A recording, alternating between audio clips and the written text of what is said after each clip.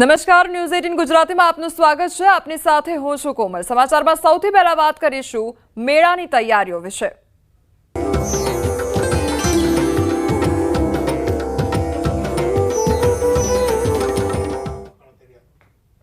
રાજકોટમાં ચકડોળે ચડેલા લોકમેળાનો મામલો અને લોકમેળા એસોસિએશનના સભ્યોનું નિવેદન સામે આવ્યું છે. લોકોની રોજીરોટીને ધ્યાને રાખી નિર્ણય કરવા માટે માંગ કરવામાં આવી છે. તો લો એન્ડ ઓર્ડરના સેક્રેટરી સાથે આજે બેઠક અને વધુમાં તેમણે કહ્યું કે સરકાર મેક ઇન ઇન્ડિયાને પ્રોત્સાહન આપે છે, તો રાઇડ્સ એસેમ્બલ હોય છે, સ્થાનિક લુહાર બનાવે છે. રાઇડ્સના જીએસટી વાળા બિલ માંગે તો એ પોસિબલ ન હોય. વિવાદનો સુખદ અંત આવે તેવું અમે ઈચ્છી રહ્યા છે, તે પ્રકારની વાત પણ કરવામાં આવી છે. જે ફાઉન્ડેશન જીએસટી બિલ અને ડોક્યુમેન્ટ ઓફ મેન્યુફેક્ચર છે, જેની જગ્યાએ અમે ડોક્યુમેન્ટ ઓફ ચાર્ટર્ડ એન્જિનિયરના ડોક્યુમેન્ટ માંગેલા છે અને જે આઈએસઓ સર્ટિફાઈડ રાઇડ માંગે છે. એટલે એસેમ્બલ રાઇડ હોય, જે મોદી સાહેબનું સપનું છે મેક ઇન ઇન્ડિયા, તો જે હાથે લુહાર બનાવીને જે રાઇડ ઊભી કરે છે તો એ કોઈ કંપની નથી હોતી, એ પોતે જ બનાવેલી હોય છે. એટલે અમે એ આઈએસઓ સર્ટિફાઈડ રાઇડ ન હોય, અમારી આ માંગણી છે. રાજકોટના સૌરાષ્ટ્રના સૌથી મોટા લોકમેળાને લઈને મહત્વના સમાચાર સામે આવ્યા છે. કલેક્ટર ઓમ પ્રકાશે જણાવ્યું છે કે આજે ફોર્મ પરત કરવાનો છેલ્લો દિવસ છે. જો યાંત્રિક રાઇડના સંચાલકો ફોર્મ પરત નહીં કરે તો માનવામાં આવશે કે તેઓ મેળામાં ભાગ લેવા ઈચ્છતા નથી. આવી સ્થિતિમાં મેળાનો લેઆઉટ રિવાઇઝ કરવામાં આવશે અને મોટી રાઇડના પ્લોટમાં કલ્ચરલ, આર્ટ એન્ડ ક્રાફ્ટ તેમજ મનોરંજન કાર્યક્રમો માટે જગ્યા ફાળવવામાં આવશે. તંત્રએ કહ્યું છે કે સરકાર દ્વારા નક્કી કરાયેલા એસઓપીમાં કોઈ પણ બાંધછોડ કરવામાં નહીં આવે. આજે સાંજ સુધી ક્લેરિટી થઈ જશે કે જ્યારે મોટી રાઇડ્સ ફોર્મ નહીં લેતી હોય તો નાના દુકાનદારોને, નાની રાઇડ્સોને અને આપણે તમામને પણ એક ક્લેરિટી થઈ જશે કે હવે સપોઝ મોટી રાઇડ્સ નહીં આવતી હોય તો આ જગ્યાએ આપણે બીજી એક્ટિવિટી કરીશું. અને જે નાની રાઇડ્સવાળા આશંકાના કારણે કે મોટી રાઇડ્સ આવશે કે નહીં આવશે, આના કારણે ફોર્મ નહીં લઈને ગયા હોય તો આને 3 દિવસ અથવા 5 દિવસની એક વધારાની ઓપોર્ચ્યુનિટી આપીશું. ત્યારે આ લોકો લઈ જઈ શકે છે ફોર્મ અને પછી હરાજીમાં પાર્ટિસિપેટ કરી શકે છે. રાજકોટના જન્માષ્ટમીના મેળાને લઈ મોટા સમાચાર સામે આવ્યા છે. ભાજપના વરિષ્ઠ આગેવાન વિનુ ધવાનું મોટું નિવેદન સામે આવ્યું છે. મેળામાં રાઇડ્સને મંજૂરી મળવી જ જોઈએ. લોકમેળામાં રાઇડ્સ મામલે મુખ્યમંત્રીને પત્ર લખીશ. લાખો લોકોની રોજીરોટીનો સવાલ છે. 50 વર્ષ જૂનો લોકમેળો ફજેદ ફાળકા વિનાનો ન થવો જોઈએ અને સરકારે બનાવેલ એસઓપી બાબતે ભાજપના જ નેતા બાંધછોડના મૂડમાં જોવા મળી રહ્યા છે. સક્કૈડી વાળો, ફજર વાળો અને રાઇડર વાળો, એમાં મારું હજી કહેવાનું સરકાર શ્રી અને કલેક્ટર સરકારમાં ધ્યાન દોરે કે આના કાગળમાં થોડીક બાંધછોડ કરે અને આ સક્કૈડી વાળાને એને મંજૂરી આપે સ્ટોલની, એવી મારી વિનંતી છે. આ કરવું જ પડે. આમાં હાલતનો મેળો થવો જ જોઈએ. આ સૌરાષ્ટ્રનું નાક છે, રાજકોટ એટલે સૌરાષ્ટ્રનું નાક છે, મેળો થવો જોઈએ.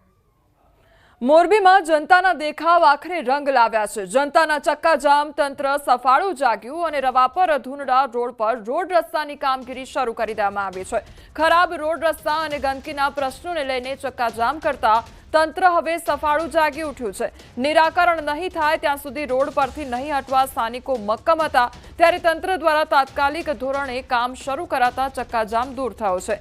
રવાપર ગામની આજુબાજુની સોસાયટીઓના રહીશોએ ચક્કાજામ કર્યો હતો. જો કે અહીં સવાલ એ છે કે તંત્રને જગાડવા માટે શું આવા ચક્કાજામ અને દેખાવો કરવા પડશે?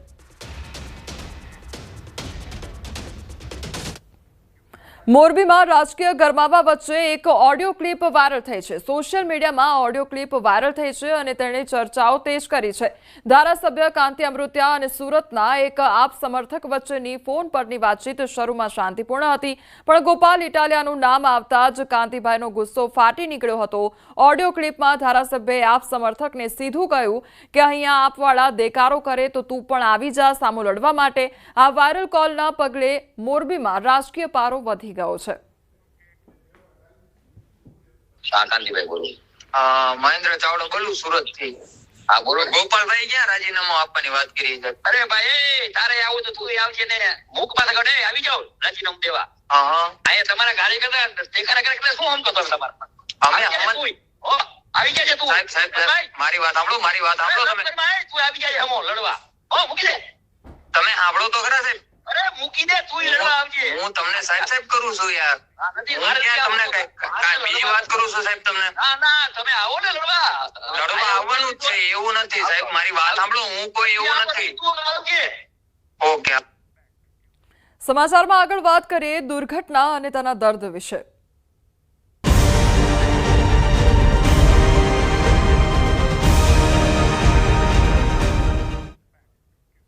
વડોદરાના ગંભીરા બ્રિજ દુર્ઘટનામાં હવે મૃત્યુઆંક 20 પર પહોંચી ગયો છે અને બ્રિજના ગટર નીચેથી વધુ એક મૃતદેહ મળી આવ્યો છે.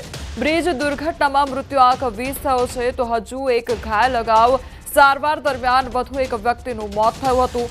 ઘાયલ નરેન્દ્રસિંહ રતનસિંહ પરમારનું મોત નીપજ્યું છે. બોરસદના રહેવાસી હતા નરેન્દ્રસિંહ અને વડોદરાની એસએસજી હોસ્પિટલમાં તેઓ સારવાર લઈ રહ્યા હતા તે દરમિયાન તેઓનું મોત નીપજ્યું છે. બ્રિજ દુર્ઘટનામાં ત્રીજા દિવસે પણ હજુ શોધખોળ યથાવત છે. કરુણાતિકામાં હજુ પણ મૃત્યુઆંક વધી શકે છે.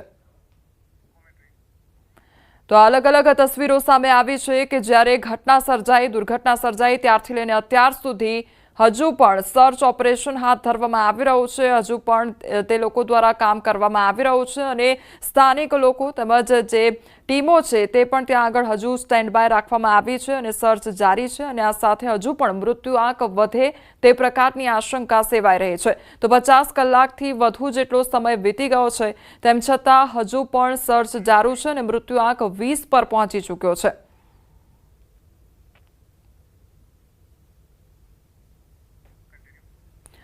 વડોદરામાં સસ્પેન્ડ કરેલા નાયકાવાલાને લોકોએ હવે ઘેર્યા હતા અને જિલ્લા પંચાયત સદસ્યએ જાહેરમાં ઉધડો લઈ લીધો. કાલે બળગા ફૂંકતા હતા કે બ્રિજ સારો છે, તમે અહીં તમાશો જોવા આવ્યા છો તે પ્રકારનો સવાલ કરવામાં આવ્યો. જિલ્લા પંચાયતના સદસ્ય હર્ષદસિંહનો રોષ પારખી નાયકાવાલાએ ચાલતી પકડી લીધી હતી અને અનેક સવાલ તેમને કરવામાં આવતા તેમના દ્વારા કોઈ જવાબ આપવામાં ન આવ્યો અને સીધી ચાલતી પકડી લીધી હતી.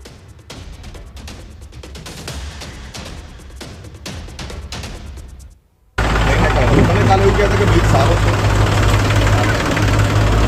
બતાવું તમારો વિડીયો. તમે આ બ્લોક તૂટી ગયો છે, તમને ખબર નથી, તમારી જવાબદારી નથી. તમે અહીં આગળ તમાશા જોવા આવો છો, ગામડાનો વ્યક્તિ મરી જાય તમાશા જોવા આવો છો. તમે અહીં આગળ તમને ભાન નથી હોતું, તમારી જવાબદારી નથી હોતી.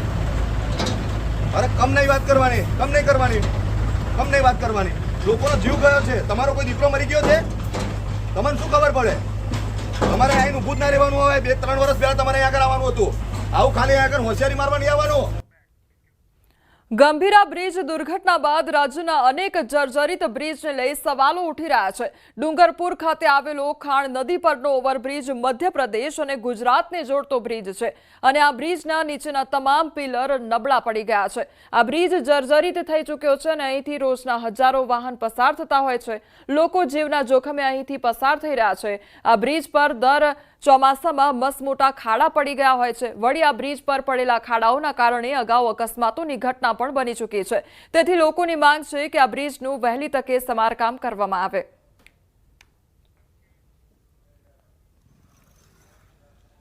આનો મટીરિયલ બધું ખવાઈ ગયું છે, બરાબર. આ બ્રિજ તૂટવાની તૈયારી થઈ રહી છે અને આને કોઈક સારા માણસને કોન્ટ્રાક્ટને આપી દો તો સારી રીતે મટીરિયલ નાખશે તો રહેશે, નહીં તો આ કોઈ માણસોને લેતા જાય અને અહીંયા આને પલ્લે ઠૂંડે વારે વાર ખાડો પડ્યા કરે છે. તો એક બાઇક ઉપરથી બેરી પડી પાછળથી તો એ મરી ગઈ, મગજમાં વાગી ગયું. પછી બીજી વખત એક ભાઈ મહિના પછી બીજી પડી ગઈ, એ બી મરી ગઈ, મગજમાં વાગી ગયું. આના બે કેસ બનેલા છે આ પલ્લે ઠૂંડે. આ તો આના ખાડા તો આના પડ્યા જ કરે છે, દર વર્ષે પડ્યા જ કરે છે. મોટા ખાડા પડી જાય છે આની અંદર. અત્યારે ઉપર ડામરીકરણ કરવામાં આવ્યું છે, શું કહેશો એ બાબતે? ઉપર જ કરી છે, બાકી અંદર તો કોઈ કામ કરી જ નથી. હજુ આગળ જશે ને તો વધારે પરિસ્થિતિમાં રસ્તો ખરાબ મળશે. गुजरात और एमपी को जोड़ता है. हम लोग यहाँ पर डेली अप डाउन करते हैं. ये ब्रिज क्या ऊपर से रिपेयरिंग कर दिया है, बाकी अंदर से खोखला है. और ये जो बड़ोदरा में घटना हुई है, ऐसी घटना यहाँ पर ना हो. हम सरकार से यही उम्मीद करते हैं कि इसको जल्दी से जल्दी रिपेयरिंग करें. બોરડી ટાંડા રોડનો બ્રિજ છે. એ બ્રિજમાં પાઇલનું રિપેરિંગ કરવાનું છે અને જેકેટિંગ કરવાનું છે. કાલ સુધીમાં મારો પ્રયત્ન છે, કાલ સુધી થાય. વરસાદને પરેશાન કરે છે, વરસાદને કારણે અટકી ગયું છે કામ. તો આજે વરસાદ અટક્યો છે તો કાલે અમારે એની પ્રક્રિયા છે કે એને જેકેટિંગ કરી દઈશું અમે. આણંદ વડોદરા નજીક જે મહીસાગર નદી પર જે બ્રિજ તૂટવાની ઘટનાને લઈને હાલ ન્યૂઝ 18 ગુજરાતીની ટીમ દાહોદના અલગ અલગ વિસ્તારમાં છે. ત્યારે હાલ અમે ઊભા છીએ મંડાવ ગામે, જ્યાં આપને બ્રિજની જે સ્થિતિ બતાવવાનો પ્રયાસ કરીશું. સ્થિતિ એવી છે કે જે બ્રિજ જે પિલર પર ઊભું છે, 4 પિલરમાંથી જે 3 પિલર નબળા થવા પામ્યા છે, 3 પિલર નીચેથી નબળા થઈ ચૂક્યા છે અને અત્યંત ખરાબ સ્થિતિમાં આ બ્રિજ જોવાઈ રહ્યો છે. કારણ કે તંત્ર દ્વારા અહીં જે જાળી લગાડી દેવામાં આવી છે, પરંતુ જાળી જે કેટલું યોગ્ય ઉપાય છે તે એક મોટો સવાલ ઉભો થવા પામ્યો છે. કારણ કે અહીંથી હજારો વાહન દિવસભરમાં પસાર થતા હોય છે અને હજારો વાહન પસાર થતા હોય છે. ત્યારે જો ઉપર જાળી લગાડીને શું મતલબ, અથવા તો ઉપર રીસર્ફેસિંગ કરીને શું મતલબ? હાલ નીચે જે આ બ્રિજના આપ દ્રશ્યો જોઈ રહ્યા છો કે જે બ્રિજના 4 પિલર હોય છે, 4 પિલરમાંથી 3 પિલર જે છે નબળા પડી ચૂક્યા છે અને બ્રિજ સમગ્ર 1 પિલરની ઉપર ઊભું હોય તેવા દ્રશ્ય સર્જાઈ રહ્યા છે. ત્યારે હાલ કહી શકાય કે તંત્ર દ્વારા અહીં માટી પૂરણથી જે આ બ્રિજને ઢાંકવાની કામગીરી કરી રહ્યા છે, ત્યારે કેટલું યોગ્ય છે એક મોટો સવાલ ઉભો થવા પામે છે. લોકો કહી શકે કે અહીંયાથી જીવના જોખમે અત્યારે પસાર થવા માટે મજબૂર બનવા પામે છે. ત્યારે તંત્ર દ્વારા આનું વહેલી તકે યોગ્ય સમારકામ કરવામાં આવે તેવી લોક માંગ પણ ઉઠવા પામી છે. સૌરભ ગેહલોત, ન્યૂઝ 18 ગુજરાતી, દાહોદ. ગંભીરા બ્રિજ દુર્ઘટના બાદ તંત્ર હરકતમાં આવી ગયું છે. તાપી નદીના બ્રિજ પર કાયમી સમાધાન થાય એ માટે યુદ્ધના ધોરણે કામગીરી કરવામાં આવશે. અમદાવાદ તરફથી મુંબઈ જતા વાહનોને કિમ 4 રસ્તાથી એના જતા એક્સપ્રેસ માર્ગ ખુલ્લો મૂકવામાં આવશે. એક્સપ્રેસ વેની કામગીરી પણ યુદ્ધના ધોરણે શરૂ કરી દેવામાં આવી છે. ટૂંક સમયમાં જ એક્સપ્રેસ હાઈવે ખુલ્લો મુકાય તેવી પણ પ્રબળ શક્યતા છે. हमको ही सूचना मिली थी कि एक्सप्रेस वे को आपको एक साइड का ट्रैफिक बड़ौदा से जो सूरत जाता है, एक साइड का ट्रैफिक आपको एक्सप्रेस वे पे खोलना है सर. तो वार फुटिंग पे हमारी पूरी टीम है और पूरा स्टाफ और मशीनरी के साथ पूरा लगा हुआ है सर. पूरी कोशिश है कि हम जब जल्दी से जल्दी इसको खोलने की कोशिश करेंगे सर. સાબરકાંઠાના વડાલીમાં ધોધમાર વરસાદ બાદ રસ્તા ધોવાઈ ગયા છે. વડાલી શહેર વચ્ચેથી પસાર થતો મુખ્ય સ્ટેટ હાઈવે રોડ બન્યો છે. બિસ્માર અને સ્ટેટ હાઈવે પર મસમોટા ખાડા પડી ગયા છે. ખાડા રાજમાં વાહન ચાલકોને ભારે હાલાકી વેઠવાનો વારો આવ્યો છે. 2 વ્હીલર ચાલકો ખાડા રાજનો ભોગ બની રહ્યા છે, તો સ્ટેટ હાઈવે રોડ પરથી પસાર થતા વાહન ચાલકો સહિત રાહદારીઓ હેરાન પરેશાન થઈ રહ્યા છે. ખાડા રાજનું સમારકામ કરવામાં આવે તેવી સ્થાનિકોની માંગ છે, તો આળસુ અધિકારીઓ દ્વારા નથી કરવામાં આવતી ખાડા રાજ સામે કામગીરી. તંત્ર દ્વારા લોકોને ખંડેર અને જર્જરિત મકાનથી દૂર રહેવા માટે નોટિસ આપવામાં આવે છે, પરંતુ નોટિસ આપતું ધાનેરા પાલિકા તંત્ર ખુદ અસુરક્ષિત છે. પાલિકાની 25 વર્ષ જૂની બિલ્ડિંગની છતમાં જર્જરિત હાલત જોવા મળી રહી છે અને 2 દિવસ પહેલા જ પોપડા પણ પડ્યા હતા. જોકે કર્મચારીઓ હાજર ન હોવાથી કોઈ જાનહાનિ ન થઈ હતી, જે બાદ પાલિકાના જર્જરિત શૌચાલયને તાળા મારી દેવામાં આવ્યા. લોકો સલામતીના સૂચનો આપી રહેલું તંત્ર પોતે અસુરક્ષિત માહોલમાં કાર્ય કરતા ચર્ચાનું કેન્દ્ર બની ગયું છે. છોટાઉદેપુર જિલ્લાના કવાડ તાલુકાના ગોજારિયા ગામે ચાલતી અલ્પ સાક્ષરતા કન્યા વિદ્યાલય અને મોડેલ સ્કૂલના વિદ્યાર્થીઓને તમામ સુવિધાવાળું અદ્યતન મકાન બનાવવામાં આવ્યું છે. અહીં 5 જેટલી શાળાઓ છે. સરકાર આદિજાતિના બાળકોનું શિક્ષણ સ્તર ઉપર આવે તે માટે કરોડોનો ખર્ચ કરે છે. તેથી બાળકોને તેનો પૂરતો લાભ મળે છે કે નહીં તે જોવા ભાજપના તાલુકા પંચાયતના કારોબારી અધ્યક્ષ પિન્ટુ રાઠવાએ અચાનક મુલાકાત લીધી. તેમની મુલાકાત દરમિયાન તેમને ચોંકાવનારા દ્રશ્યો જોયા, તો વિદ્યાર્થીઓ માટે બનાવવામાં આવતા ભોજનની સામગ્રીઓ પર એક્સપાયરી ડેટ પણ લખેલી ન હતી. ચોખા અને ગોળ સહિત અનાજના જથ્થાની સામગ્રી શંકાસ્પદ દેખાતા જથ્થા ઉપર એક્સપાયરી ડેટ લખવામાં નહોતી આવી. ચારે તરફ ગંદકીનું સામ્રાજ્ય જોવા મળ્યું. તો આ જોઈ કોન્ટ્રાક્ટર અને શિક્ષકોને બોલાવી તેમની પાસેથી આ અંગે જવાબ માંગવામાં આવ્યો.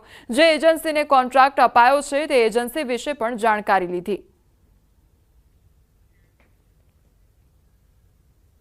मैंने कंपनी को बोला है, सारी चीज़ के लिए मैंने कंपनी को पहले से इन्फॉर्म कर रखा है मैंने. 2022 का है चावल. हाँ ये है सर, मैं इसको देख रहा हूँ. और आपने बच्चों को और खिला भी दिया पहले? चल रहा था सर, पहले खिलाया था, पहले चल रहा था. कितना खिलाया? कितना? थोड़ा गाड़ी आया था? थोड़ा सा ही आया था. ગયા વર્ષે પણ એક્સપાયરીવાળો માલ હતો. જે વસ્તુ જે છોકરાઓ ખાય છે એ બધું એક્સપાયરીવાળું હતું અને તારે પણ અમે વિભાગને સૂચના કરેલી કે આવું વસ્તુ મળે છે, તો અમે એ વિભાગે એવું જણાવ્યું કે અમે તાત્કાલિક બદલાવી દઈશું. અને આ વર્ષે પણ આ બધું જેટલું વસ્તુ તમે દેખો છો આ બધું એક્સપાયરીવાળું જ છે. જે ડેટ જ નથી લખેલી કે કયા ડેટમાં બન્યું એ પણ નથી લખ્યું. આ બધું વસ્તુ એજન્સીને જાણ કરીને આ સામાન તાત્કાલિક મોકલાવી દેવામાં આવશે. એજન્સીને તાત્કાલિક નોટિસ પાઠવવામાં આવશે. પદાધિકારી શ્રીની જે રજૂઆત છે ને જે વિડીયો મેં જોયો અત્યારે જ, તો એમાં જે કોઈ વસ્તુઓ એમને કીધી છે એને અમે તપાસ કરાવશું કે ભાઈ કેટલી ગંદકી છે કે કેમ, બીજો પેકિંગ ડેટ છે કે કેમ એના ઉપર, અને નહીં હશે તો એને તાત્કાલિક ધોરણે એને બદલાઈને જે યોગ્ય મતલબ વગર એક્સપાયરી ડેટના, એક્સપાયરીથી બહુ પહેલાંના જે આઇટમ હશે એવા જ આપણે વાપરવા માટે એને સૂચના આપશું. હવે આગળ વાત કરીએ, આખરે કોણ બનશે ગુજરાત કોંગ્રેસ પ્રમુખ?